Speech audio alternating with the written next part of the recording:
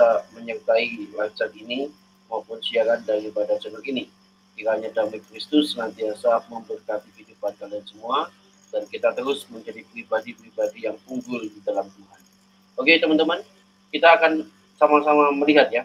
Jadi seringkali kalau dalam perdebatan, dalam diskusi itu seringkali kebanyakan itu yang diserang adalah kekristenan. Ya. Semua bertanya tentang kekristenan, tapi ketika ditanya tentang ajarannya mereka sendiri, mereka kelagapan. Nah, kali ini teman-teman agak sedikit berbeda kawan-kawan. Jadi Edis TV itu membuat satu video yang saya pikir mantap jiwa ya. Dia itu maunya membahas satu topik tapi dari perspektif mereka. Wah, ini keren ya. Silakan teman-teman simak ya dalam video ini kan kawan ya. Oke, kita akan simak langsung aja guys. Bentar ya. Pak Wil coba siapkan dulu. Jadi Edis TV tantangin siapapun yang berani bahas Quran di room dia. Wah, ini mantap jiwa ya. Yuk kita langsung aja simak ya.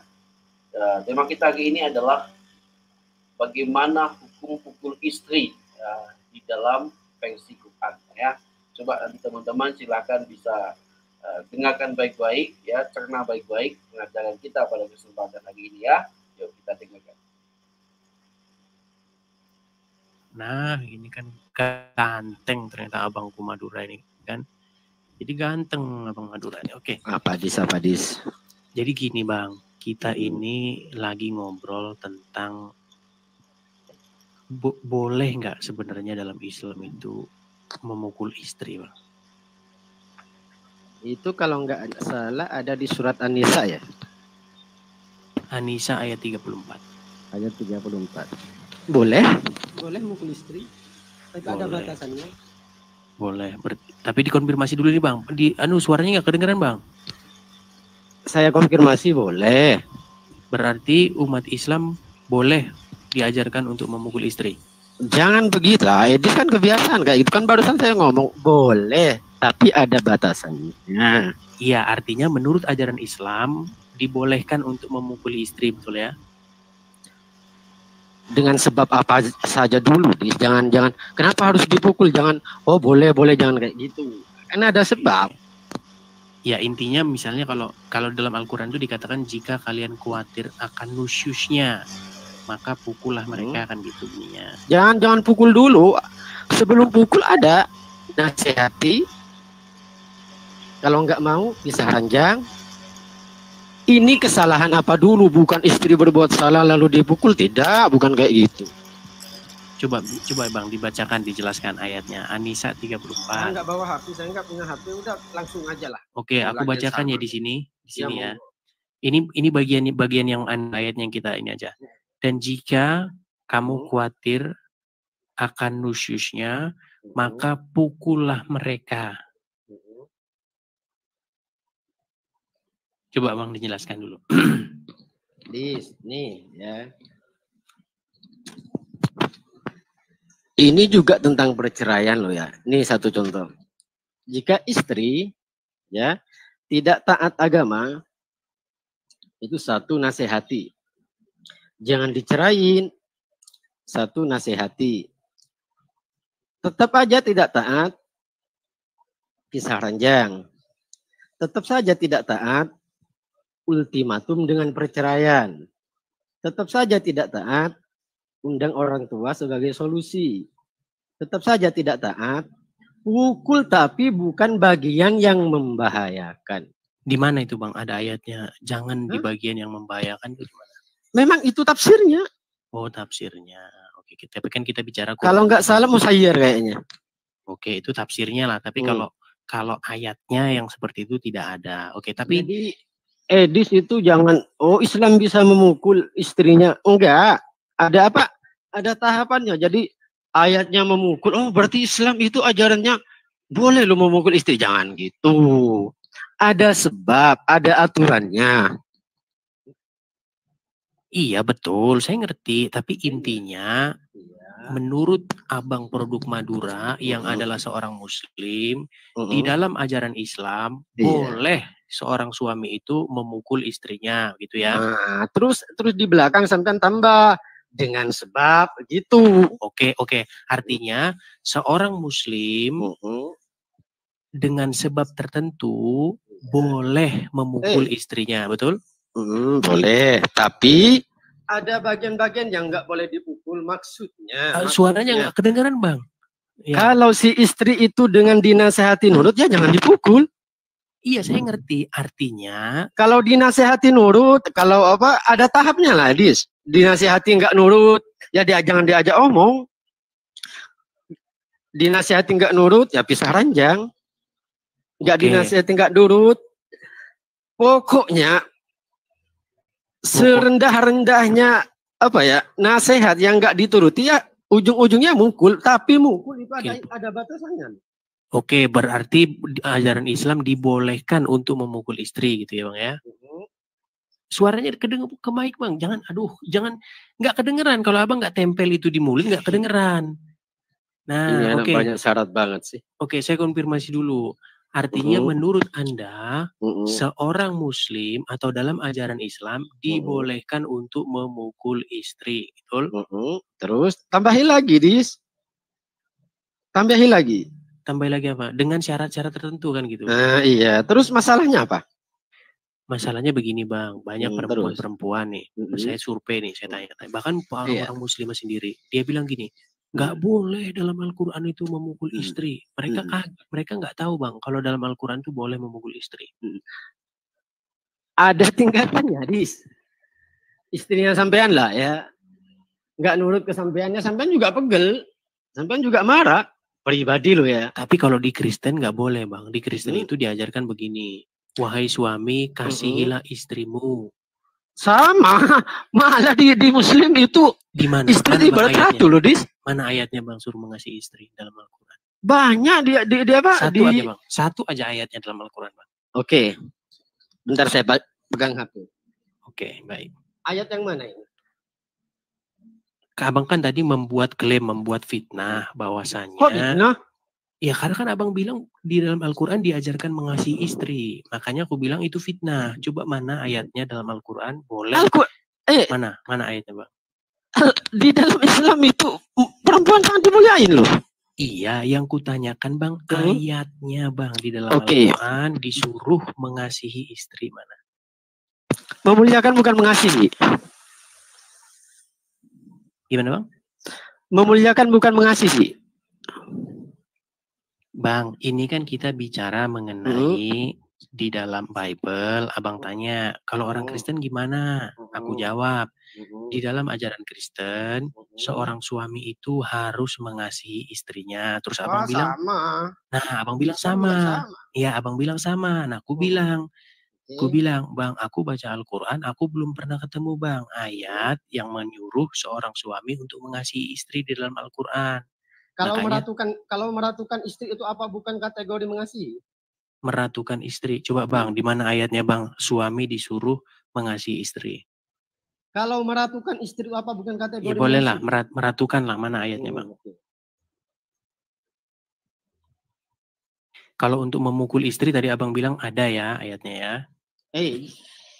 Sampean kalau ngomong itu jangan memberi kesimpulan memukul, berarti memukul ada sebab loh. Jangan kayak gitu. Aduh, nggak kelihatan nih muka Abang ini hitam, jadi nggak. Aduh, kenapa sih malu-malu, Bang, menunjukkan bahwa Abang seorang muslim? Katanya, udahlah jangan banyak.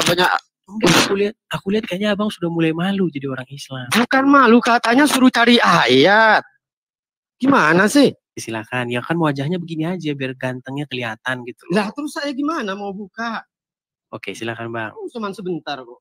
Udahlah, ada aja kalau saya naik, nanti ditendang juga saya.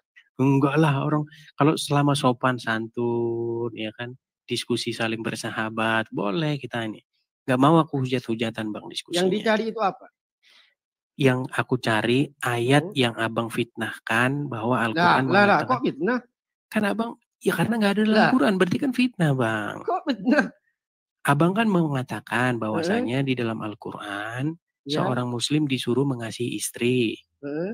Nah, aku bilang itu fitnah. Kenapa? Karena selama aku baca, aku belum pernah ketemu. Coba silakan. Kalau untuk memukul istri ada ayatnya. An-Nisa 34. Pukullah mereka. Ada. Dan Abang sudah mengiyakan. Betul kan?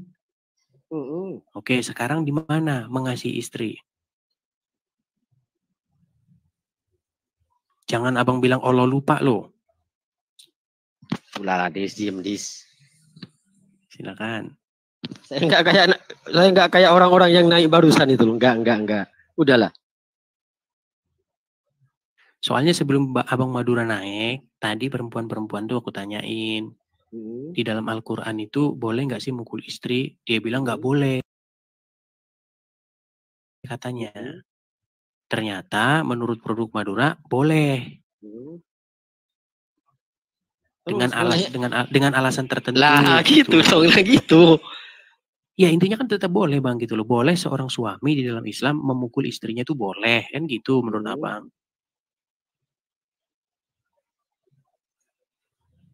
Kalau nanya itu gantian lah di saya terus kesampian gitu saya seneng kalau kayak gitu. Kan tadi udah nanya. Tadi kan abang Madura udah nanya. Kalau di Kristen gimana Aku bilang. Ngomong gimana? Di dalam Kristen bang diajarkan suami-suami kasihilah istrimu sebagaimana Kristus juga telah mengasihi kamu. Artinya di dalam ajaran Kristen bang tidak boleh bang berbuat kekerasan kepada istri. Sedangkan di ajaran Islam menurut abang boleh seorang suami memukul istri dengan alasan tertentu. Artinya dengan alasan tertentu dibolehkan bang melakukan kekerasan terhadap perempuan. Gitu loh bang. Kan tidak abang bantah kan?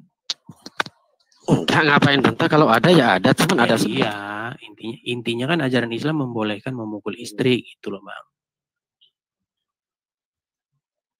Silakan bang, mana yang mengasihi istri? Anissa 19. Anissa 19. Oke, kita buka dulu ya Anissa 19. Kita buka Anissa 19. Kita bacakan. Wahai orang-orang beriman, tidak halal bagi kamu mewarisi perempuan dengan jalan paksa.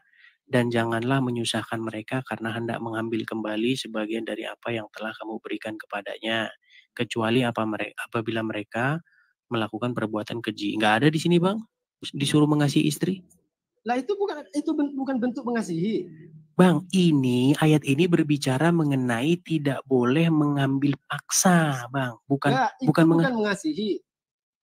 Bang, kita baca ya bang ya, biar abang nggak kehilangan konteks ya. Nih, wahai orang-orang yang beriman, tidak halal bagi kamu mewarisi perempuan dengan jalan paksa. Maksudnya gini loh bang. Maksudnya gini bang. Bentar saya pindah. Oke, silakan. Di sini bukan berbicara tentang istri loh bang. Kita berbicara tentang istri. Seorang suami itu harus mengasihi istri, berbuat apa tanpa kekerasan gitu loh bang terhadap istri gitu loh. Itu yang kutanya bang. Ini malah abang bahas ayat yang lain. Silakan bang.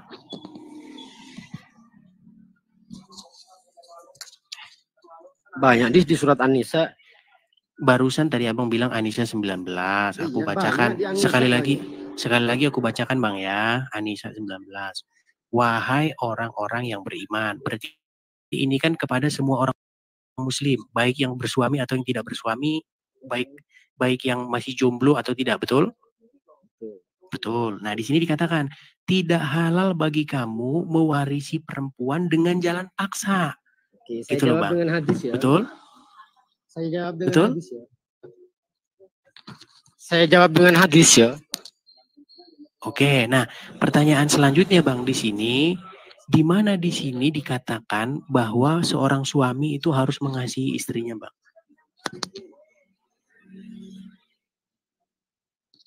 Bentar dis. Gimana? Gimana dis? Halo. Dis.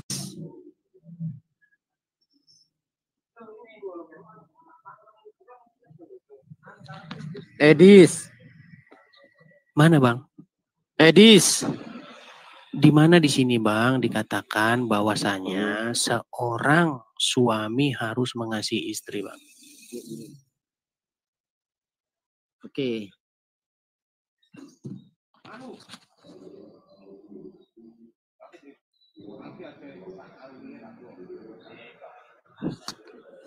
Putus loh Bang, nggak kedengaran Bang suaranya.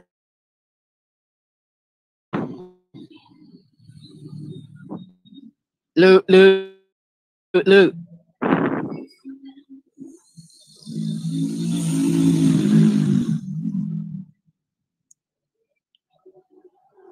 Lu. Aduh, pusing dia teman-teman. Ya, kameranya ketutup lagi nih.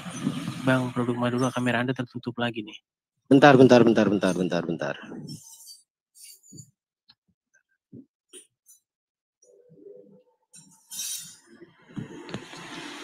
Dis. Jangan dimakan Bang, mic-nya Bang. Jangan dimakan, dekatkan ke mulut. Nah gitu loh, biar kita bisa ngobrol. Nah gitu loh, nah kita ngobrol.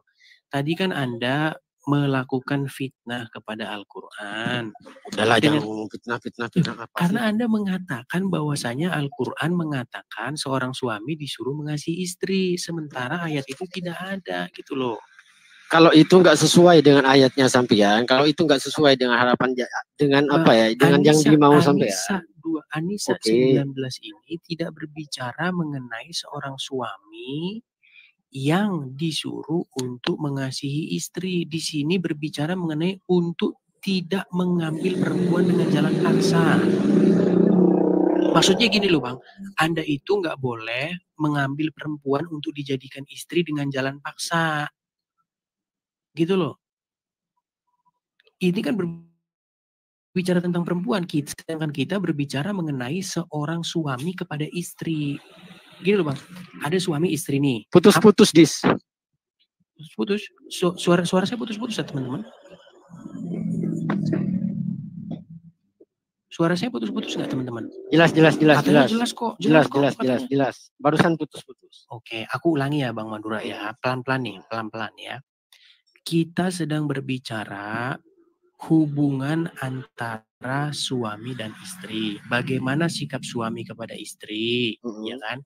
Nah, menurut Anda di dalam ajaran Islam boleh seorang suami memukul istrinya dengan alasan tertentu, betul?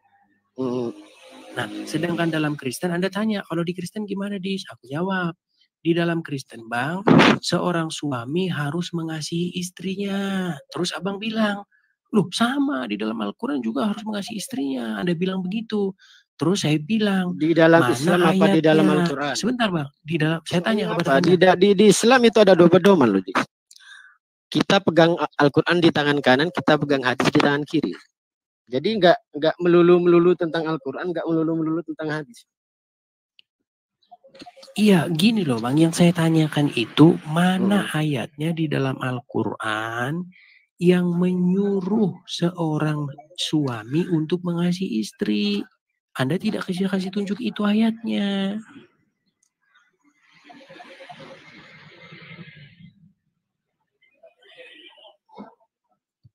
Di mana Bang ayatnya?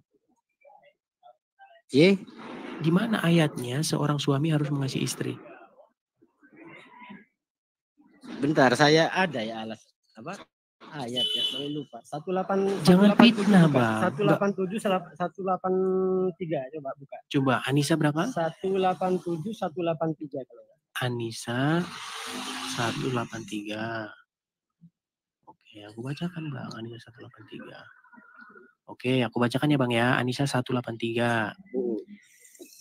Dikatakan, ya ayuhan, oke bahasa Indonesianya aja. Wahai manusia, bertakwalah kepada Tuhanmu yang telah menciptakan kamu dari diri yang satu dan yang menciptakan pasangannya dari itu dirinya. Berapa? Anissa berapa? Anissa 183. Anissa 183. Ya kan? Bentar, Anissa 183. Anissa 183. Oh ini, wahai manusia bertakwalah kepada Tuhanmu. Kita lagi bahas Al-Quran Bang. Ya sama, saya kan Muslim, pegang hadis, pegang Quran, sama hujah. Oke, berarti intinya di dalam Al-Quran tidak ada ajaran kepada suami untuk mengasihi istri. Nanti ujung-ujungnya kamu akan bilang, oh lebih ikut Al-Quran, wahyu gini-gini. Bukan, enggak. Kita iya, apa pada intinya gitu. Enggak, artinya menurut Anda di dalam Al-Quran tidak ada perintah kepada suami agar suami mengasihi istri. Iya. Tidak ada. Oke, baik. Artinya Anda telah memfitnah Al-Quran bahwasanya Al-Quran. Udah, jangan fitnah apa. Kan fitnah. Kalau kenal kamu 2 tahun loh, Dis. Sesuatu yang di dalamnya tidak ada kan berarti namanya fitnah, Bang. Udah kenal banget loh, udahlah. Gini loh, Anda kan menuduh bahwasanya Al-Quran menyuruh seorang suami agar mengasihi istri. Sementara itu tidak ada, berarti kan namanya fitnah. Betul nggak itu namanya fitnah? Udah, jangan fitnah apa. Loh, gimana sih abang ini? Itu kan namanya fitnah. Kalau tidak ada, berarti kan namanya fitnah.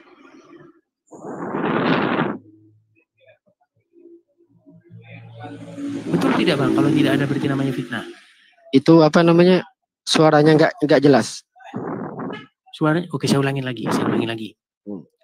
Anda mengatakan di dalam Al-Quran disuruh supaya seorang suami mengasihi istri, betul? Sementara ayat itu tidak ada, betul? Yang komen ini apa kabur-kabur? Saya itu muslim sejati, tuyul. Kabur-kabur apa? Enggak, saya naik ke atas sini itu udah 2 tahun udah naik kayak gini. Diacuhkan saja dulu komentarnya bang. Intinya Anda mengatakan atau Anda berhayal bahwa di dalam Al-Quran ada ayat seorang suami disuruh mengasihi istri, betul? Nah, sementara ternyata tidak ada, betul? Oke. Nah, sekarang giliran saya nanya. Oke. Bang, tentang tema yang sama loh. Kita nggak lari ke tema. Iya. Sekarang giliran saya yang nanya. Oke.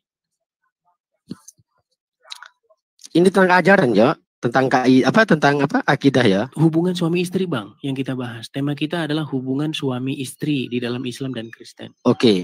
Berarti sekarang gini, Dis, apakah termasuk ajaran jika istri Edis itu membiarkan istri Edis itu membuka paha dada? Baik. Di dalam jawab lo ya. Iya, saya jawab. Oke. Di dalam ajaran kekristenan, seorang suami itu harus ditaati oleh istrinya.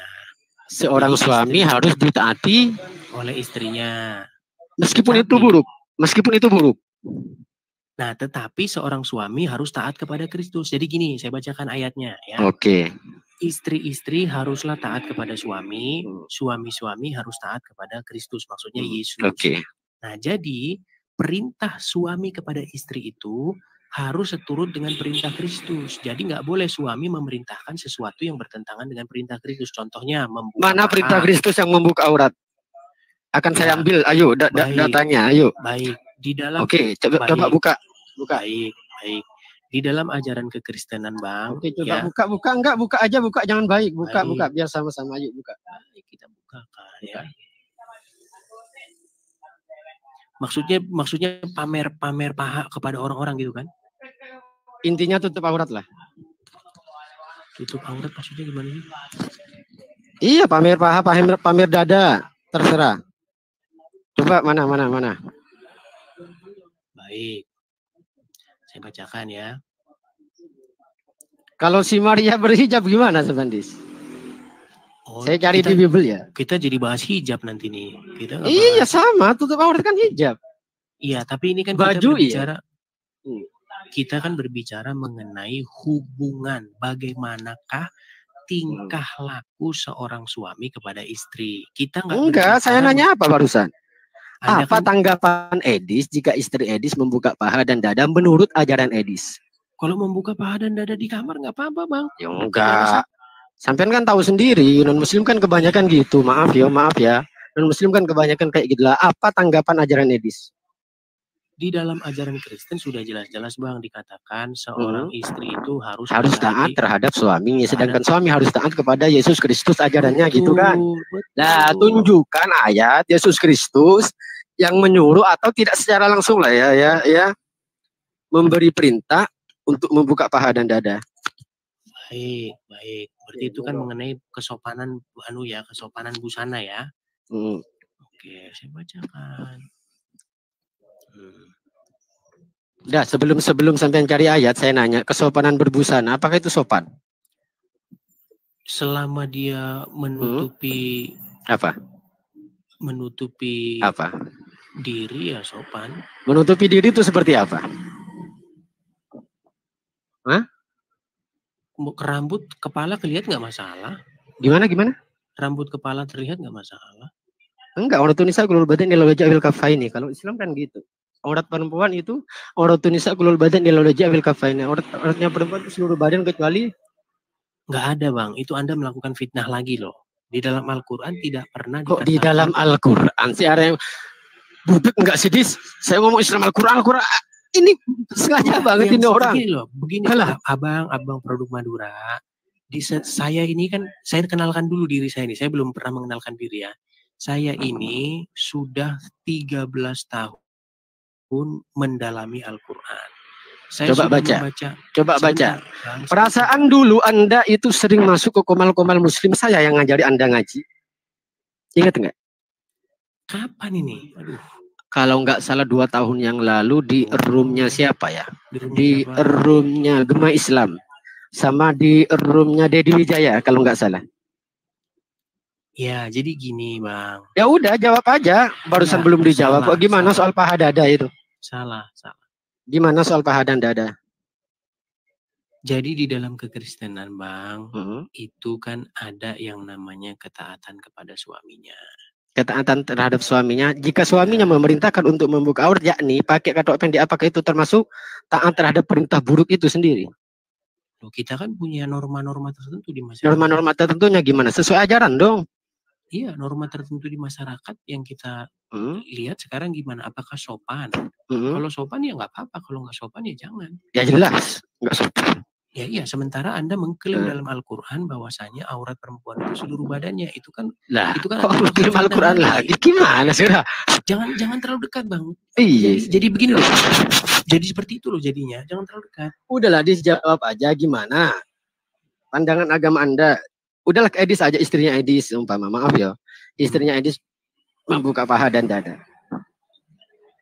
Ini bukan perintah Edis loh. Paha dan dada itu maksudnya gimana sih, dalam pengertian seperti apa itu maksudnya membuka paha dan dada itu?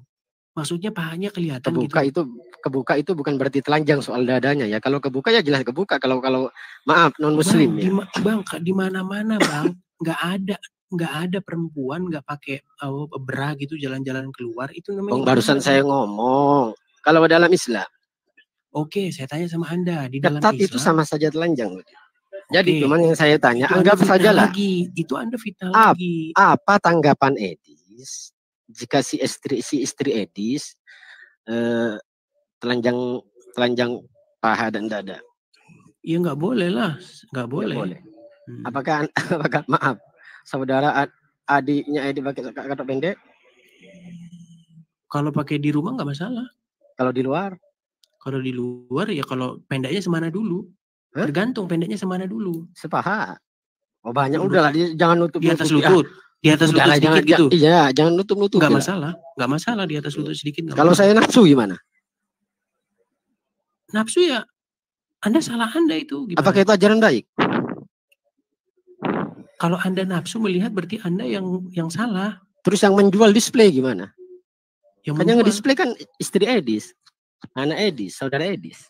Terus saya nafsu gara-gara anak Edis. Oh, berarti umat muslim akan nafsu kalau ngelihat perempuan pakai celana seumpama. Bedain seumpama. Saya kira Anda sedang membuat gambaran bahwasanya seorang muslim akan nafsu melihat perempuan kalau pakai celana di atas lutut gitu. Oke. Tidak. Kira-kira menurut Edis tertutup terbuka lebih baik mana? Tergantung situasinya. Kalau panas, kalau tutup. Kita adu ajaran ya. Apalagi kalau lagi kerja nggak bagus.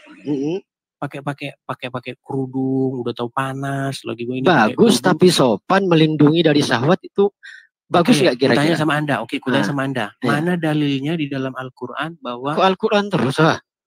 Berarti Anda nggak percaya dengan Quran? Kok udah jangan ngarang cerita. Tunjukin dalil Anda yang katanya kalau istri harus patuh terhadap suami, sedangkan si suami dalam ajaran Kristen harus patuh terhadap ajaran Yesus Kristus. Coba tunjukin. Saya bacakan. Ini enaknya kalau Kristen tuh pakai ayat langsung. Coba tunjukin. Akan saya cari. Oke, saya bacakan.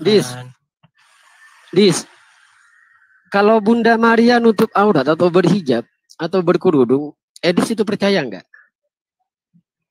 Sebentar. Percaya nggak?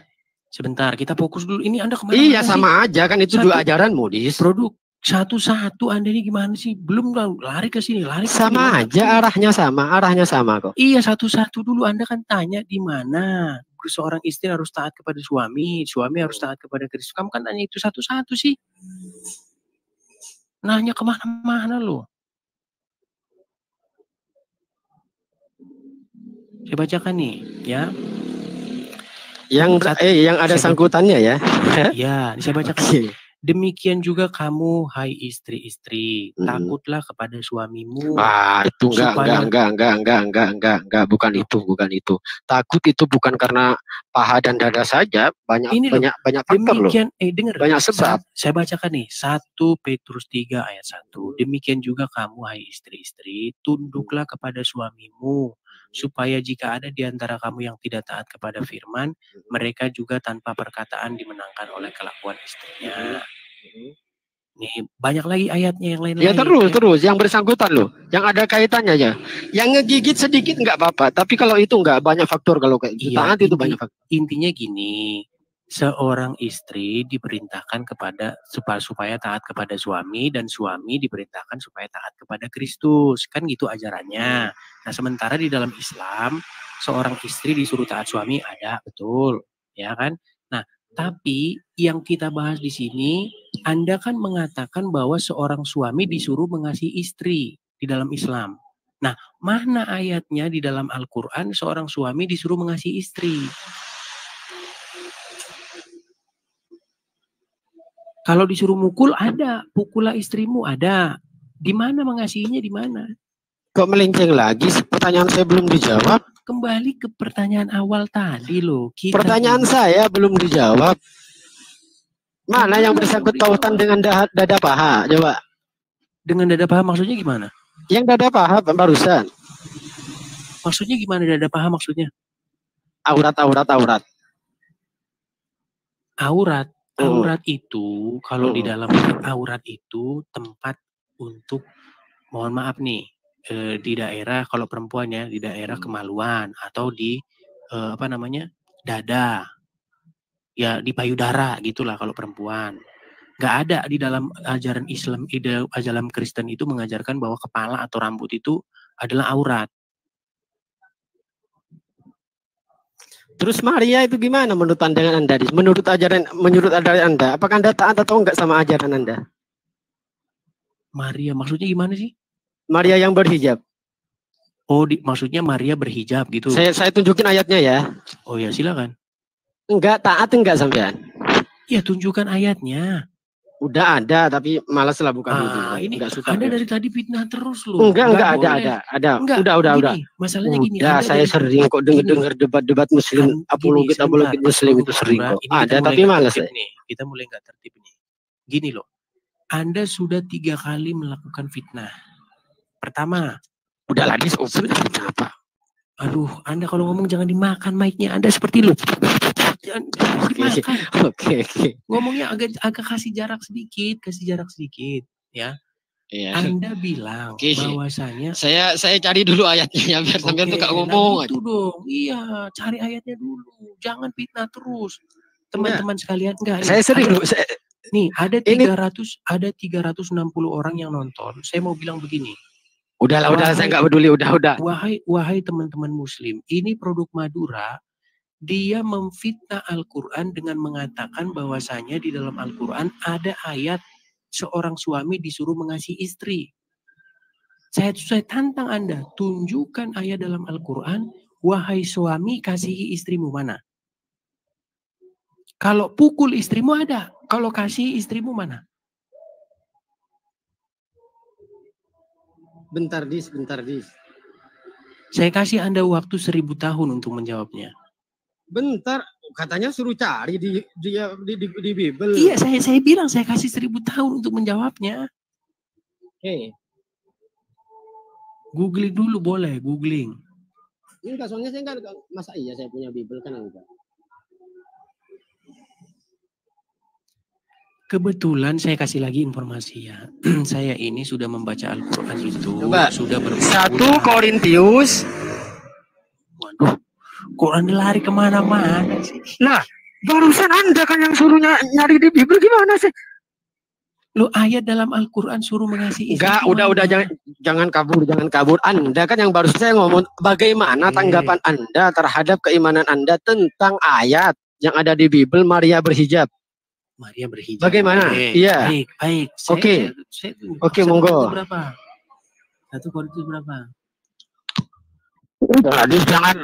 Aduh, jangan dimakan mic-mu tuh. Aduh, suaramu berisik loh. 1 Korintus 11:6. Oke, 1 Korintus 11:6. Kita bukakan dulu. 1 Korintus 11 ayat yang ke-6. Oke, saya bacakan ya. Sebab jika perempuan tidak mau menundungi kepalanya, maka haruslah ia juga menggunting rambutnya. Tetapi jika bagi perempuan adalah penghinaan bahwa rambutnya digunting atau dicukur, maka haruslah ia menundungi kepalanya. Terus apa maksudnya?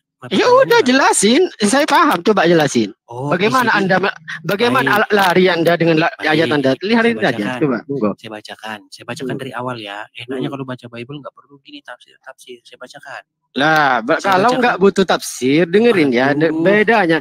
Anda menyinggung agama saya. Bukan, Anda kan menyuruh. Kalau nggak butuh tafsir, di mana-mana bisa menafsir.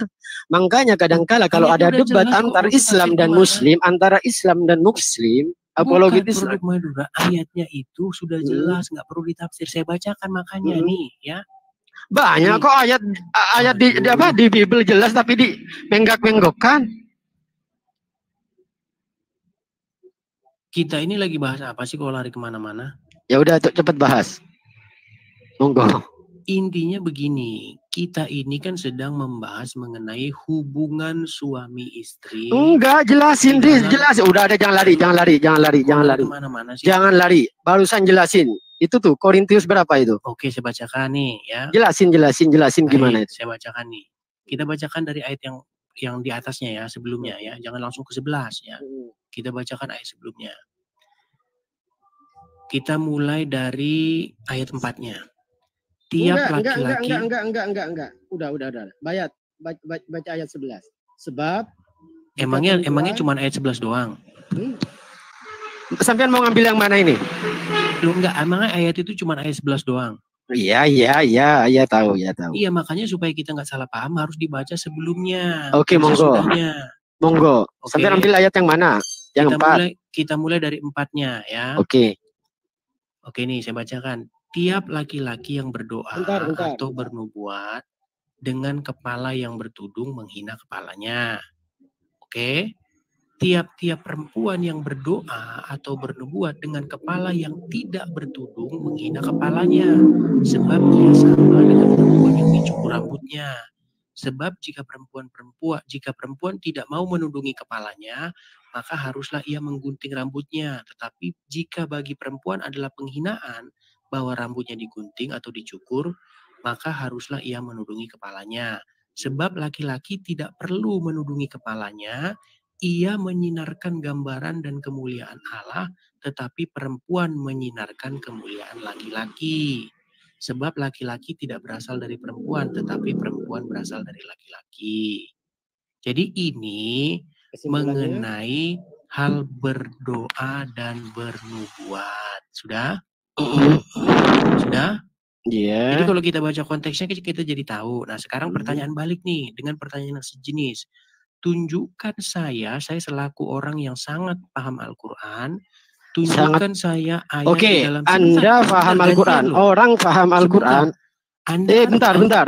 Anda mengklaim diri Anda paham Al-Quran. Oke, baca dulu Al-Quran. Satu ayat baca. Oke. Satu ayat baca. Orang tidak bisa dikatakan paham kalau dia tidak bisa baca Al-Quran. Monggo silakan. Saya bacakan. Satu ayat. Oke. Oke. Qul huwallahu ahad. Jangan itu. Akan saya pilih ayatnya. Anda tadi akan saya pilih ayatnya. Enggak. Akan saya pilih ayatnya. Itu saja Anda enggak karuan loh. Makhraj hurufnya udah salah semua. Tajwidnya salah. Yang katanya 120 tahun Anda mendalami Al-Quran kayak gitu. Enggak. Kita kalau udah konsisten gini, kita sudah ini. Kita jadi kacau diskusinya. Karena Anda mengklaim diri Anda yang lebih paham Al-Quran. Oke. Kita jadi lomba baca Quran. Akan saya tes Anda baca Al-Quran. Monggo silakan. Kita jadi lomba baca Quran. Tidak. Biar Anda. Oke, dari mana Anda bisa tanggunglah omongan. Gini, Oke.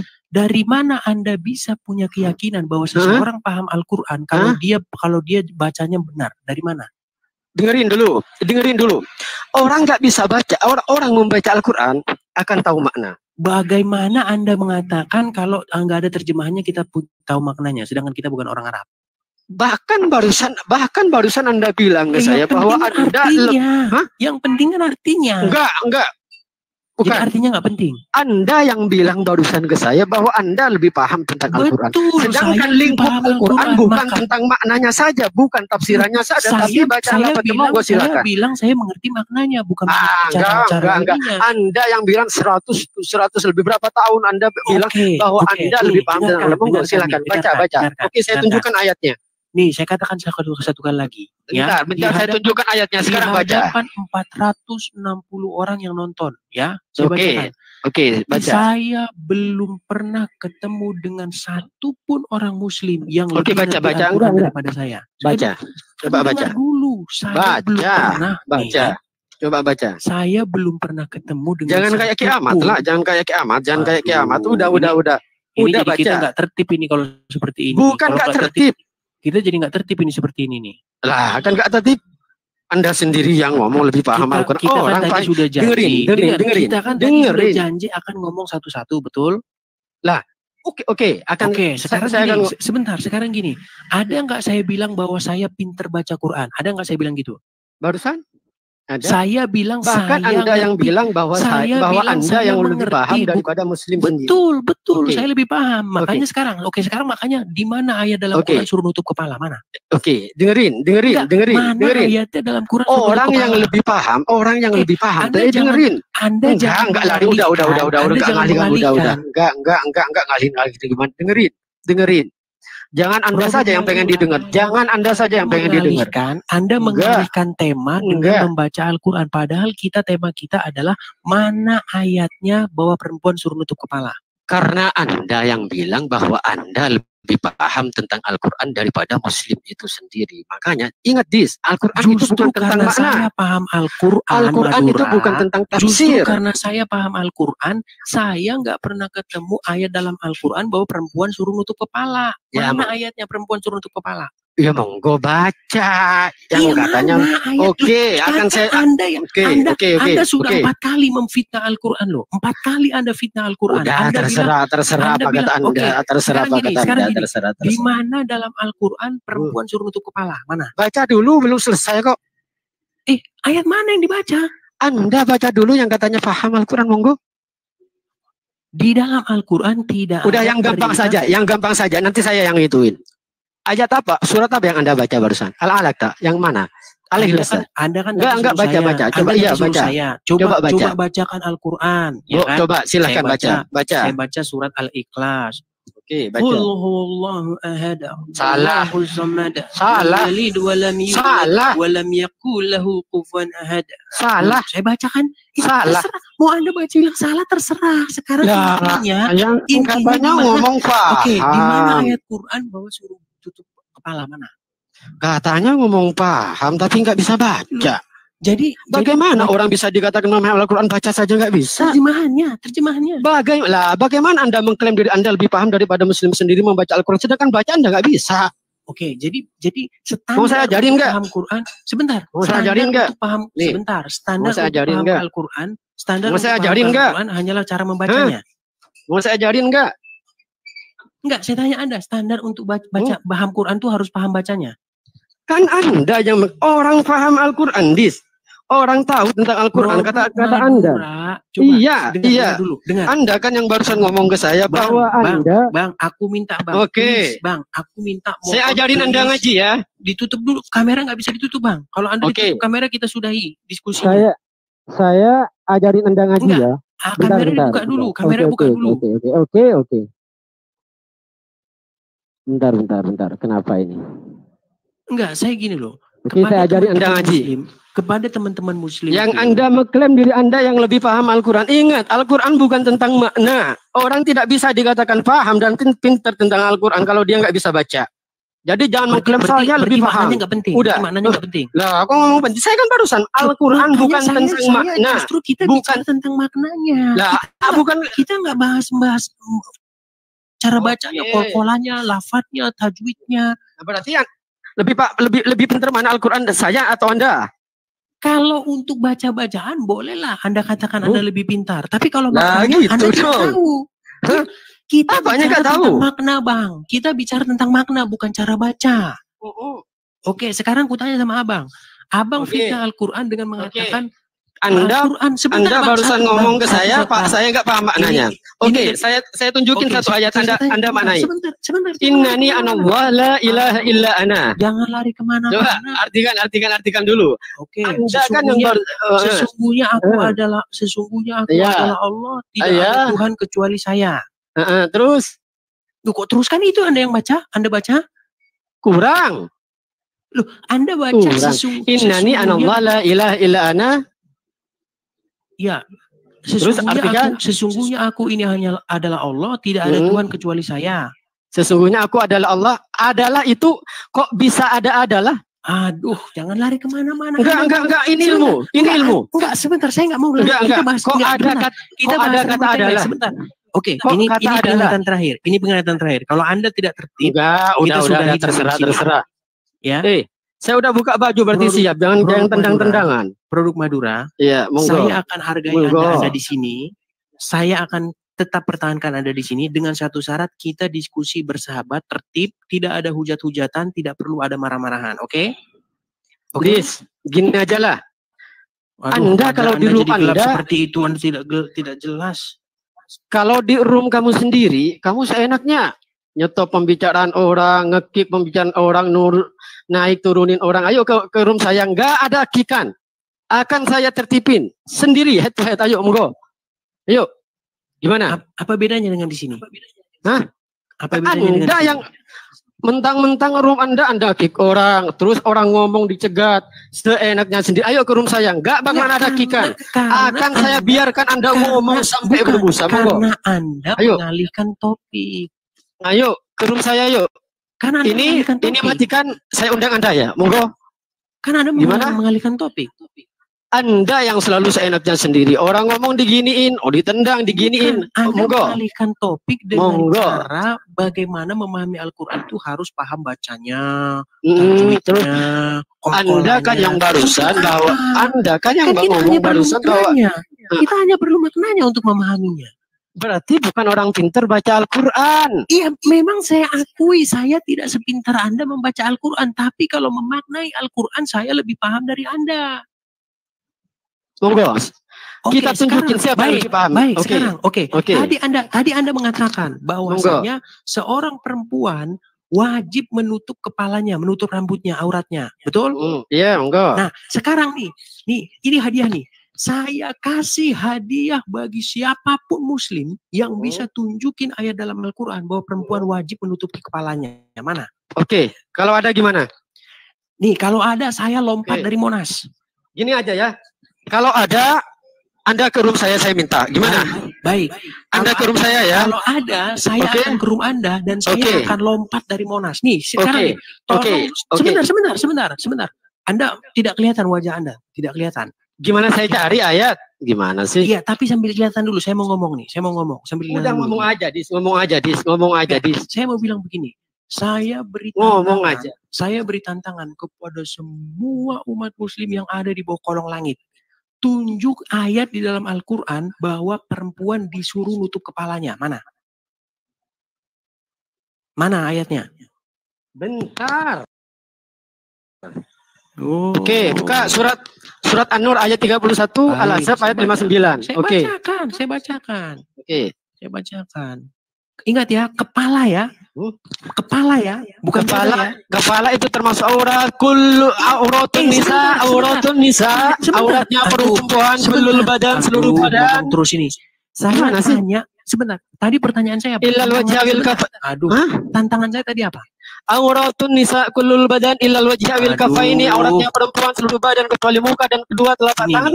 Ini nih. Yang saya Anda bisa barusan meminta ayat. Coba ulangin apa yang saya tanya. Enggak, ulangin apa yang saya tanya. Terus gimana? Kepala. Gini, dengar. Kepala kan? Dengar. Kepala kan? Dengar dulu. Minta ayat kepala kan? Dengar. Makanya dengerin dulu. Iya, terus?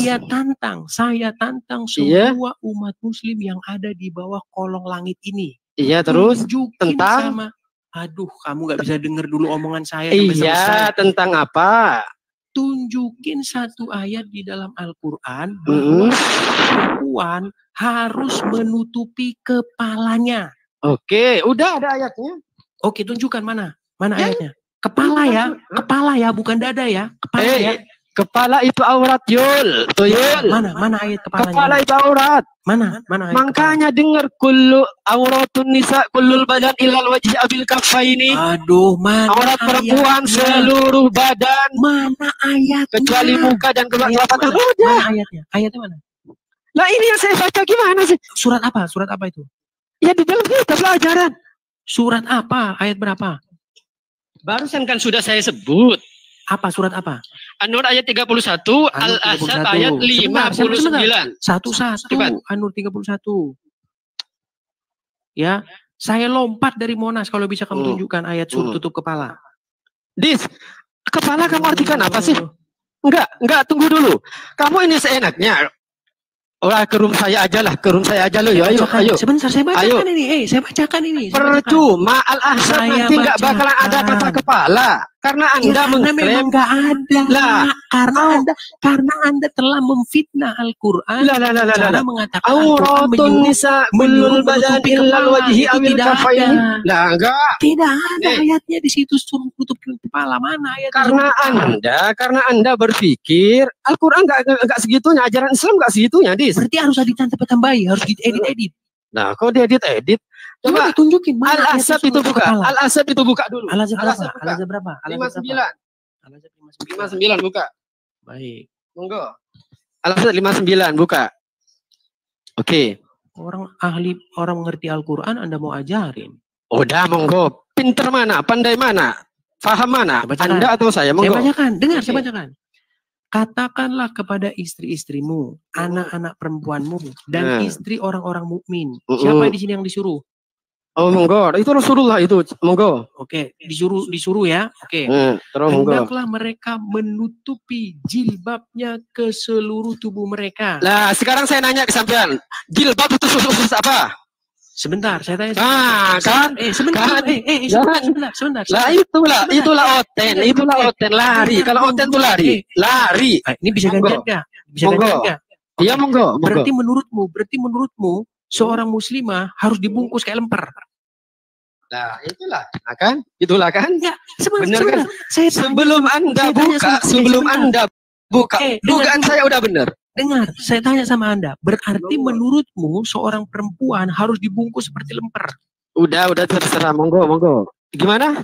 Sudah. Berarti menurutmu kepala itu tubuh di sini maksudnya dalam bahasa Arabnya apa di sini tubuh? Udah, badan. Oke, berarti badan ya, bukan kepala ya. Bukan kepala ya. Badan itu dari mana ke mana? Badan itu dari leher ke bawah. Kalau kepala bukan. Kalau kepala dari leher ke atas. Nah, sedangkan ayat itu berbicara tentang apa? Tentang badan. Lah itulah oten kayak gitu oten. Loh, kok itulah? Sekarang di mana kayak gitu? Kepala mana? Mana tutup kepala? Sekarang saya ngomong. Nih. Enggak, mana disuruh nutup kepala mana? Baca lagi dari awal. Katakanlah kepada istri-istrimu, anak-anak perempuanmu, dan istri orang-orang mukmin. Hendaklah mereka menutupkan jilbabnya ke seluruh badan mereka. Jilbab itu ditutupin ke pantat, di paha, atau di mana? Di dada. Jilbab itu jilbab. Jilbab Dari itu dada, dari dada. Jilbab itu ditutupin ke pantat, ke paha atau di mana? Dada. Jilbab. Sekarang saya mau nanya, coba nanya tuh ke orang-orang di bawah itu, mana ada jilbab ditutupin ke pantat? Wah, ada. Tafsirmu ya, tafsirmu ya. Lah kan? Itu tafsirmu kan?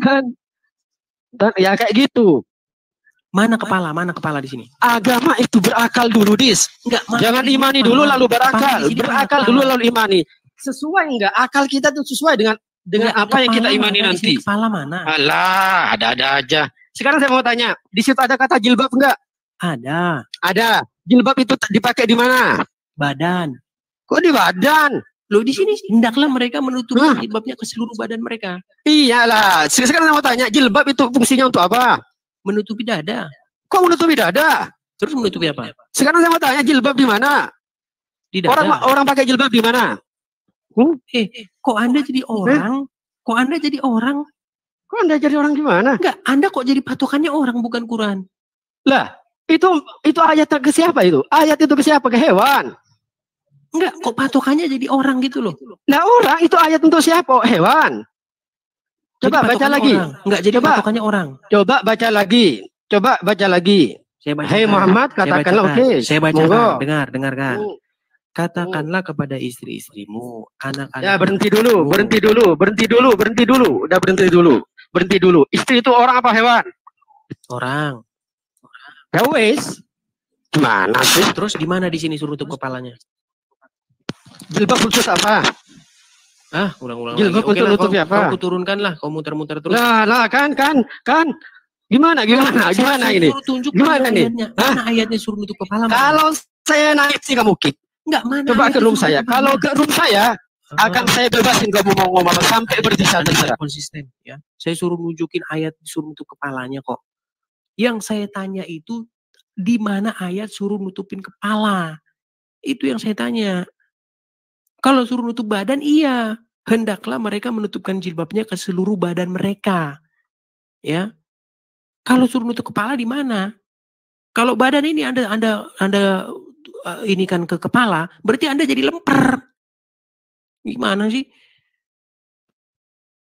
Pak Dani, silakan open cam. Nah, ini kan keren. Jadi benar-benar muslim ya teman-teman semua menyaksikan bahwa Pak Dani ini seorang muslim dan dia sahabat saya kenal dengan beliau ini sudah lama. Ya, Pak Dani ini betul-betul seorang muslim. Oke, Pak Dani. Betul tidak Pak Dani bahwasanya di dalam ajaran Islam, kok jangan ditutup lagi Pak Dani, kita biar nggak dibilang fitnah. Pak Dani dibuka saja dengan masker nggak apa-apa, pakai aja maskernya Pak, ditutup sampai hidung nggak apa-apa. Nah begitu, oke. Saya kan di kantor ini. Nggak apa-apa ditutup pakai hidung nggak sampai hidung nggak apa-apa ditutup sampai hidung. Kita nggak perlu. Yang penting hanya mengkonfirmasi saja bahwa Pak Dani itu seorang muslim. Nah dengan kamera terbuka Pak Dani ya, saya mau tanya kepada Pak Dani. Apakah betul di dalam ajaran Islam seorang suami boleh memukuli istrinya? Dalam Islam fadribuhu itu boleh, tetapi pukulannya bagaimana dulu? Sebentar Pak. Kameranya agak jelas Pak, biar tidak dibilang fitnah lagi. Saya ulangi satu kali lagi Pak. Apakah di dalam ajaran Islam boleh seorang suami itu memukuli istrinya? Boleh. Boleh, oke. Semua menyaksikan ya teman-teman ya. Saya nggak fitnah ya. Nanti dibilang saya fitnah ajaran Islam katanya. Nggak fitnah ini, benar-benar ini benar ya. Oke. Jangan dilakukan. Maka makna di situ pemukulan itu apabila ada istri berbuat ya salah. Oke, intinya di dalam ajaran Islam dibolehkan untuk memukuli istri, betul ya? Jangan dipotong begitu. Kamu tidak menambahkan keterangan menjadi pertanyaan kamu menjadi bias. Kok bias gimana? Bukan pertanyaannya kan boleh atau tidak boleh gitu loh Pak Dani. Kan bias. Kalau makanya kita harus spesifik. Yaitu apabila perempuannya durhaka kepada suaminya. Misalnya Oke, di mana ayatnya? Oke, di mana ayatnya bahwa kalau perempuan durhaka boleh dipukul mana? Makanya di dalam hadis itu namanya. Oh, hadis bukan Al-Qur'an. Oke, artinya sebentar Pak Dhani, kita kan bahas Al-Qur'an. Di dalam Al-Qur'an yang ditanya bukan dalam hadis. Betul? Ya. Oke. Iya. Yang saya tanya Pak Dhani, apakah di dalam Al-Qur'an, saya ulangi. Udah boleh. Tuh, ada yang ngomong Pak Dhani. Kenapa mulutnya ditutupi, malu ya katanya. Katanya Pak Dhani sedang malu katanya dengan ajaran Islam. Betul Pak Dhani? Apa yang malu? Saya tugas di kantor. Oke, tidak malu. Gini Pak Dhani, saya tanya. Menurut Al-Qur'an, menurut Al-Qur'an Pak Dhani. Iya, ini kantor saya. Iya, nggak apa-apa Pak Dhani. Ke Pak Dhani aja. Nggak ada hubungannya dengan kantor ini Pak Dhani. Nggak ada hubungannya dengan kantor. Kita hanya orang dan ke orang.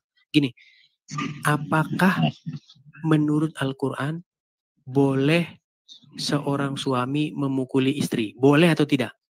Boleh, dari tadi kok ditanya boleh. Itu. Oke, boleh. Oke, boleh. Intinya boleh. Oke. Jadi, sedangkan di ajaran Kristen Pak Dhani, seorang suami itu harus mengasihi istri dan jangan berbuat kasar kepada mereka.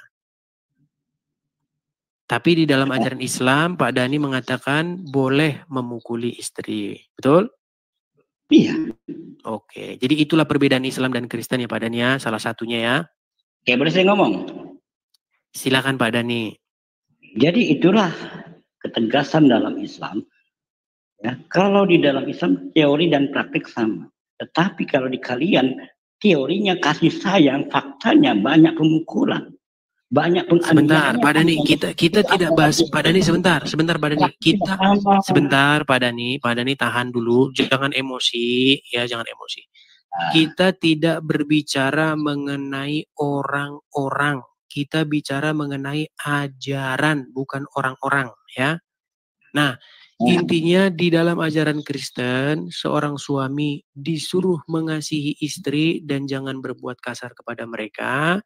Sementara di ajarannya Pak Dhani yang seorang muslim, seorang suami boleh memukuli istrinya.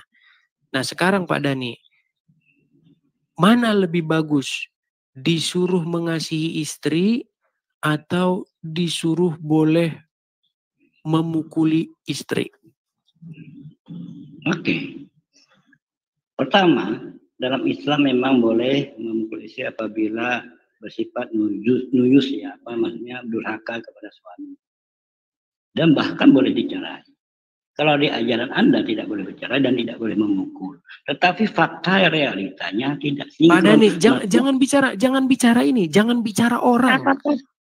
Pak Dhani, sebentar. Bukan, saya ulangi.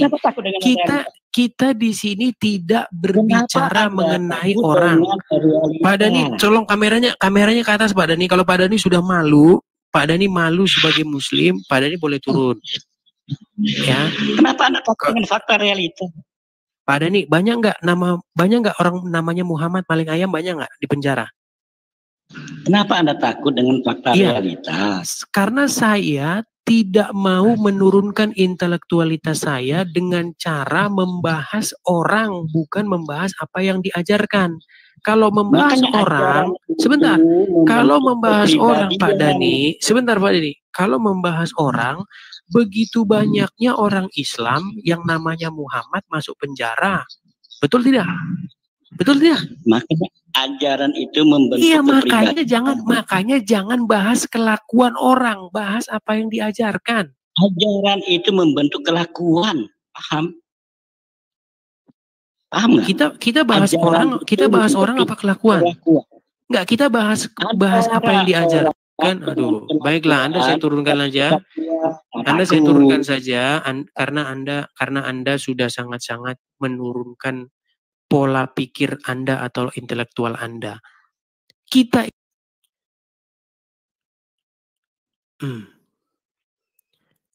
Halo?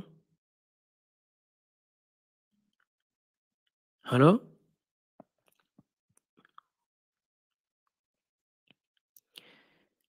Aduh, susah ini. Banyak yang lagi kesusahan sinyal nih, teman-teman. Naik kemari tapi tidak masuk-masuk nih.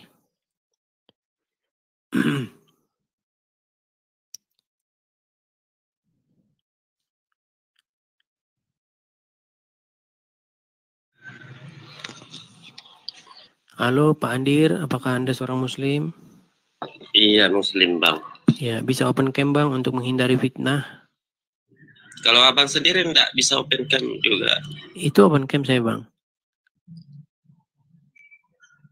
Iya, Bang. Ya, silakan open cam Bang, boleh pakai masker, kalau misalnya malu, boleh tutup. Enggak, saya mau, boleh enggak Bang saya bertanya kepada Oteng-Oteng, Bang? Kebetulan tema kita di sini hubungan suami istri di dalam Islam dan Kristen. Kalau sehubungan dengan tema itu boleh. Oh, kalau di luar tema itu boleh, Bang, ya? Maksudnya mau ngajak ganti tema nih? Maksud saya cuma mau bertanya, tapi di luar dari tema itu, Bang. Iya, maksud Abang mau ganti tema gitu maksudnya? Ya, bolehlah ganti tema lah. Kenapa Abang merasa ini dengan tema ini? Apakah Abang merasa malu dengan ajaran Islam dengan tema ini? Soalnya saya belum tahu temanya apa tadi, Bang. Gini, temanya itu tentang bagaimanakah hubungan suami istri di dalam ajaran Islam dan ajaran Kristen. Kalau dalam ajaran Kristen gini Bang, wahai suami, kasihilah istrimu, janganlah kamu berbuat kasar kepada mereka. Jadi seorang suami di dalam ajaran Kristen tidak boleh dipukul, tidak boleh berbuat kasar bahkan, ya. Sedangkan di dalam ajaran Islam, saya mau tanya sama Abang nih, boleh nggak Bang di dalam ajaran Islam seorang suami itu memukuli istrinya? Gini Bang, kalau dalam Islam itu kekerasan itu dilarang Bang. Nggak boleh dalam lah hal Bang. Dalam hal memukul istri nggak boleh? Nggak boleh lah Bang. Nggak boleh. Saya bacakan ayatnya Bang ya. Istri saya bacakan, saya bacakan ayatnya Bang. Tadi kan Abang bilang tidak boleh. Kalau ternyata boleh gimana Bang? Kalau boleh itu mungkin salah Bang. Salah ayat Qurannya. Iya, tapi ya dulu kondisinya bagaimana dulu Bang. Sebentar, abang seorang muslim berani menyalahkan Al-Quran Bang? Saya nggak menyalahkan Al-Quran Bang. Justru kebenaran Al-Quran lah yang saya bacakan. Saya bacakan Bang ya. Saya bacakan. An-Nisa ayat ke-34. Laki-laki dalam kurung suami itu pelindung bagi perempuan dalam kurung istri. Karena Allah telah melebihkan sebagian dari mereka, maksudnya laki-laki, atas sebagian dari yang lain, maksudnya perempuan. Dan karena mereka, maksudnya laki-laki, telah memberi nafkah dari hartanya, maka perempuan-perempuan yang saleh adalah mereka yang taat dan menjaga diri ketika suaminya tidak ada. Karena Allah telah menjaga mereka. Perhatikan ayat ini. Perempuan-perempuan yang kamu khawatirkan akan nusyus, hendaklah kamu beri mereka nasihat, tinggalkanlah mereka di tempat tidur, maksudnya pisah ranjang, dan pukullah mereka. Nih Bang, pukullah mereka. Sekarang saya mau tanya sama Anda. Boleh nggak memukul istri menurut surat An-Nisa ayat 34? Itu kata mukul bukan dalam arti logika itu kita tampar atau kita ketok atau kita itu dalam arti Al-Qurannya itu Bang. Pukul itu dari ucapan Bang. Bukan arti kata memukul, pukul, bukan. Dia berarti kata dari pukul itu. Sebentar. Berarti menurut Abang yang menerjemahkan ini sebagai pukul itu salah. Bukan penerjemahannya yang salah Bang. Arti bahasa kita Bang. Definisikan dulu pukul Bang. Apa yang dimaksud dengan memukul Bang? Pukul itu ada yang bisa diketuk, ada yang pukul lewat pakai lewat kata-kata Bang. Yang di situ ditafsirannya itu pukul pakai kata-kata. Memukul pakai kata-kata. Berarti saya besok kalau bangun rumah ada paku gitu, saya pukul pakai kata-kata aja Bang ya? Iya, boleh bilang saya mau pukul kau, boleh. Itu namanya pukul kata-kata Bang. Oke, berarti kalau ada paku, hei paku, gue pukulin lo, nancep lo ke dalam ring gitu. Berarti itu memukul dengan kata-kata Bang ya? Itu kan kalau benda mati, Bang. Beda, Enggak, Bang. saya agak bingung ini, Bang. Saya agak bingung ini. Di sini udah jelas-jelas dikatakan, nasihatilah mereka dan tinggalkanlah mereka di tempat tidur, maksudnya pisah ranjang, dan pukullah mereka. Jadi pukul ini maksudnya bukan pukul gitu ya? Itu kan mukul, bukan bilang paku yang mau dipukul, Bang. Kalau paku kan abang bilang tadi, itu kan paku, itu kan benda mati, Bang. Tapi di sini disuruh pukul perempuan itu, pukul perempuan berarti maksudnya bukan pukul gitu ya? Tapi pukul berarti bukan pukul gitu. Berarti kalau makan berarti bukan makan, Bang. Di situ ada nggak dibilang, Bang, pukul pakai tangan, pukul pakai bambu, pakai kayu, ada nggak, Bang? Di sini hanya dikatakan pukullah mereka. Tetapi jika mereka mentaatimu, janganlah kamu cari-cari alasan untuk menyusahkannya. Di sini kata pukul ini menurut abang bukan pukul. Kata pukul itu, Bang, meluas. Bukan aja pukul pakai tangan, bukan pukul pakai kayu, bukan, ada juga pukul pakai kata-kata. Saya mau pukul kau, itu kan sudah artinya pukul, Bang. Berarti intinya di dalam hati nurani abang tidak boleh memukul istri, tetapi ternyata dalam Al-Quran boleh memukul, sehingga Anda harus membuat Al-Quran itu sesuai dengan hati nurani Anda. Begitu, Bang, ya? Ya. Betul? Apanya, Bang? Berarti Anda ingin membuat bahwa Al-Quran itu harus sesuai dengan hati nurani Anda, gitu, betul? Bukan bilang harus sesuai hati nurani saya, bukan saya yang bikin Al-Quran, Bang. Bukan tapi ada, gini, Bang, tapi ada loh tadi 3 orang muslim yang mengatakan, dia muslim loh, dia mengatakan gini, boleh dalam Al-Quran memukul istri. Sedangkan Anda muslim mengatakan tidak boleh memukul istri.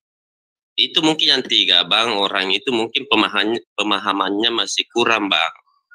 Bukan juga pemahaman saya. Dia sudah lebih tinggi. Bukan, saya juga nggak menganggap begitu, Bang.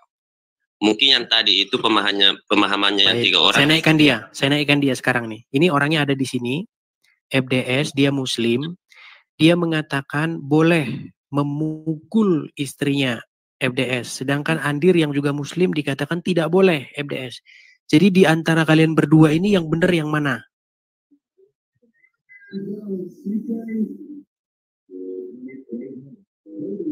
Silakan, FDS. Abi, FDS nih ha. Oh, ini istrinya. Oh, ini istrinya nampaknya menyimak ini karena hati nuraninya. Kok boleh mukul istri nih? Waduh, ini kayaknya seorang istri jadi hati nuraninya gundah gulana nih, makanya istri FDS langsung nguping di sini. Bukan begitu?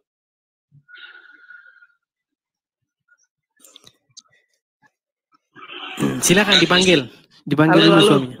Iya. FDS. Gini, FDS, ada seorang muslim nih, Pak Andir.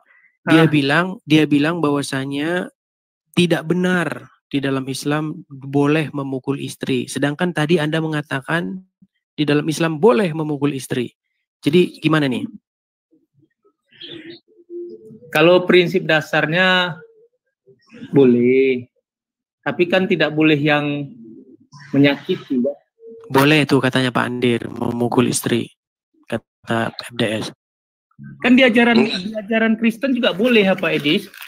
Sebentar, jangan lari kemana-mana dulu. Ini dulu. Tadi Pak Andir bilang benar. Oke, fokus dulu. FDS fokus. Biar kita nggak kemana-mana. Gitu. Enggak, kita fokus dulu. Sebentar, FDS. Kita fokus dulu. Sebentar. Aduh, ini FDS nggak tertib nih. Ada atau tidak gitu. FDS tadi sudah saya angkat ayatnya. Di dalam ajaran Kristen, wahai suami, kasihilah istrimu dan jangan berbuat kasar kepada mereka. Jadi apa kalimatnya tentang kalau misalnya tentang tongkat itu?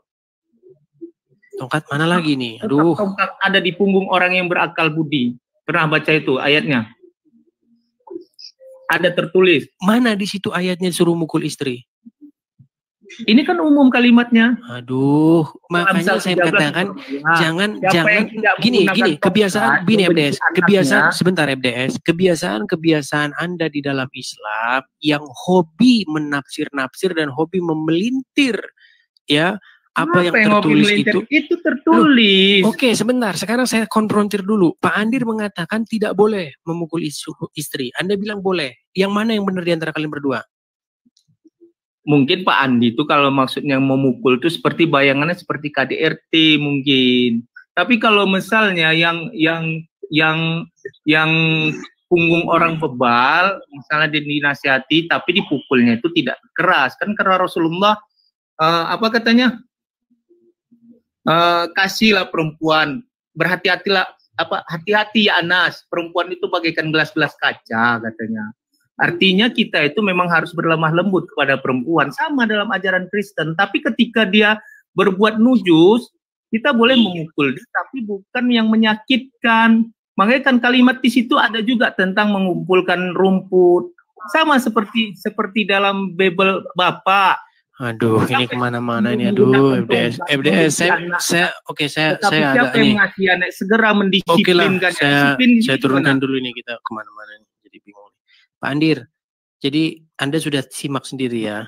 Muslim tadi FDS mengatakan boleh memukul istri. Anda bilang tidak boleh. Jadi bagaimana nih menurut Anda pribadi nih? Sebenarnya yang benar yang mana di antara kalian ini? Maksudnya abang tadi itu dia tidak boleh, maksudnya boleh memukul istri tapi dengan bukan secara fisik. Itu tadi bang. Memukul bukan secara fisik. Jadi dikatakan pukullah mereka, tetapi jika mereka mentaatimu janganlah kamu menyusahkan. Berarti menurut Anda ini ayat ini tidak berbicara tentang fisik. Itu dia ayat itu bang, itu dia besar dari anunya dia bang, luas dari cakupan maknanya itu bang, makna katanya itu luas bang, bukan hanya sekedar memukul, kita pukul pakai kayu, pakai tangan, itu kan secara fisik. Kalau pakai begitu bang, sama halnya kan begini.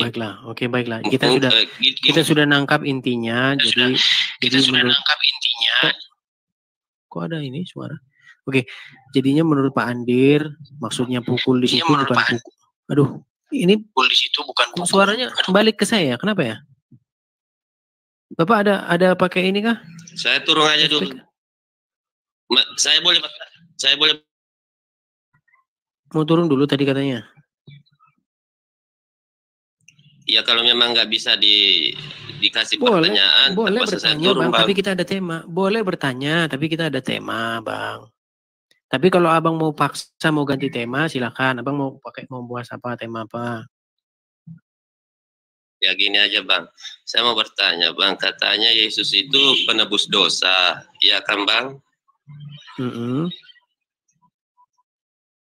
Nah, kalau memang Yesus penebus dosa itu, buat apa lagi orang Kristen beribadah? Artinya mau ke gereja kan lebih bagusnya kita orang Kristen bersinah lah, karena kan sudah ada yang jelas tanggung dosanya bang. Buat apa lagi mau bertobat, buat apa lagi mau ke beribadah? Artinya kan Yesus kan sudah penebus dosa dari seluruh umat Kristiani bang. Jadi buat apa untuk beribadah lagi bang? Oh gitu maksudnya. Oke. Jadi kalau saya mau menggunakan logika yang sama nih, saya mau menggunakan logika yang sama ya sama abang nih. Di dalam hadis ada ayat yang mengatakan bahwa orang-orang Nasrani itu adalah penebus dosa kalian. Mau saya bacakan hadisnya? Ya boleh. Boleh saya bacakan ya. Orang Nasrani. Dan orang Nasrani penebus dosa orang Muslim, mukmin, Muslim. Ada hadisnya. Nih ya, saya bacakan hadisnya bang ya. Ini hadis dari riwayat Muslim ya. Saya bacakan, pada hari kiamat kelak Allah Ta'ala telah menyerahkan seorang Yahudi ataupun seorang Nasrani kepada setiap orang Muslim. Kemudian Allah Ta'ala berfirman, inilah penebusmu dari siksa api neraka. Hadis riwayat Muslim. Saya mau pakai logika yang sama nih dengan yang abang pakai. Berarti logikanya bang, abang nggak usah lagi lah manu berzina aja lah, terus kan ada orang Nasrani dan Yahudi yang menebus dosa abang dari siksa api neraka. Kalau menurut saya bang, Tuhan kami itu bukan penebus dosa, dia cuma pengampun dosa bang, karena setiap manusia itu dia tanggung dosanya masing-masing. Sebentar bang, jangan lari dulu kemana-mana. Pertanyaan abang tadi kan sebenarnya pertanyaan itu sangat simpel, dan itu sebenarnya pertanyaan yang dimulai dari ketidakpahaman abang, ya kan? Kenapa? Karena Yesus sudah menebus dosa, kenapa kita nggak berzina aja? Kenapa kita nggak ini? Nah, saya pakai logika abang itu dengan cara membalikkan kepada ajaran abang sendiri. Di dalam ajaran Islam dikatakan bahwa orang Yahudi maupun orang Nasrani akan menjadi penebus dosa orang-orang Muslim. Berarti logika yang Anda pakai itu harus diterapkan kepada Anda. Karena orang-orang Yahudi dan Nasrani sudah menjadi penebus dosa Anda, ya udah Anda berzina aja terus. Kan udah ada orang Yahudi dan Nasrani. Wah, ini artinya Anda pakai standar ganda loh.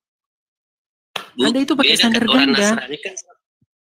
Bukan, Anda itu sebentar, Pak Andre, Pak Andir. Anda itu di sini mau pakai standar ganda. Anda mau berpikir seperti itu kalau kepada Kristen, kalau kepada Islam Anda nggak mau. Orang Nasrani sama orang Yahudi itu bukan Tuhan kami, Bang. Bukan, betul bukan. Tapi di sini menjadi penebus dosa. Karena dosanya sudah ditebus, maka logika Anda kan mengatakan, kalau gitu berbuat dosa aja terus, karena kan udah ditebus, betul? Betul nggak? Enggak, Bang. Loh, gimana? Logika Anda gimana? Oke, saya tanya, logika Anda tadi gimana? Logikanya kita ini, Bang, punya Tuhan. Kalau Tuhannya Yesus kan dia penebus dosa. Kalau Tuhan kami, Bang, bukan orang Nasrani, bukan juga orang siapa, bukan juga orang. Oh, waduh, ini orang lari kemana-mana. Ini bahas Tuhannya siapa. Tadi bilang penebus dosa, sekarang jadi Tuhannya siapa. Bang, kita kan nggak lagi ngomongin siapa Tuhannya Nasrani, siapa Tuhannya Islam. Yang kita bahas di sini, karena dosa orang Kristen itu sudah ditebus, maka menurut logika Anda, maka ngapain lagi kita harus taat kepada Tuhan? Ya buat dosa aja terus, kan dosanya sudah ditebus. Itu kan logika Anda, betul? Betul. Betul nggak? Nah, saya pakai itu logika Anda itu saya pakai. Nah, di dalam ajaran Islam, orang Yahudi maupun orang Nasrani akan diserahkan kepada Anda sebagai penebus dari siksa api neraka di dalam hadis riwayat Muslim. Berarti kalau saya pakai nggak ada. Berarti hadisnya nggak ada. Enggak ada ajaran. Bukan hadisnya bukan sama. Enggak ada hadisnya, Bang. Enggak, ini hadisnya. Berarti Anda nggak percaya hadisnya. Enggak, sebentar dulu saya tanya. Berarti hadisnya Anda nggak percaya itu. Hadisnya apa dulu, Bang? Coba saya dengar tadi dulu. Sudah saya bacakan loh. Tadi sudah saya bacakan loh. Saya bacakan lagi ya. Saya bacakan lagi nih. Saya tahu karena banyak sekali teman-teman Muslim itu yang tidak mengerti ajaran Islam. Jadi saya maklumi ya. Dari Abu Musa al-Sya'ri radhiyallahu anhu secara marfu, pada hari kiamat nanti Allah menyerahkan seorang Yahudi atau Nasrani kepada setiap Muslim lalu berfirman, inilah orang yang menjadi tebusanmu dari api neraka.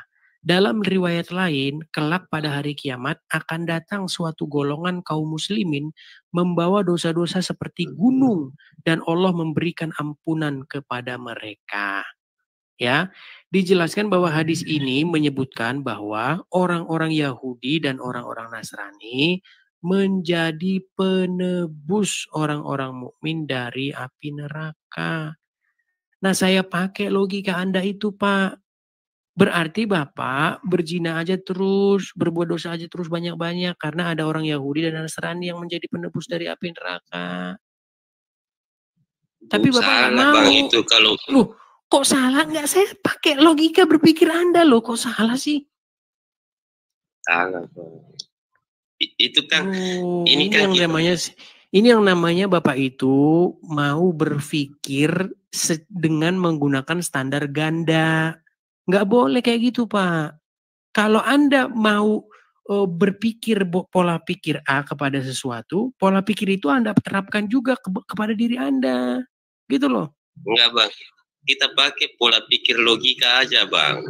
Logika, Bang. Sekarang saya tanya kepada Anda. Karena orang Yahudi dan orang Nasrani akan menjadi penebus Anda dari api neraka. Berarti logikanya Anda bebas-bebas saja berbuat dosa. Nggak perlu khawatir Anda berbuat dosa. Kan ada orang Yahudi. Selama masih ada orang Yahudi dan Nasrani. Betul tidak?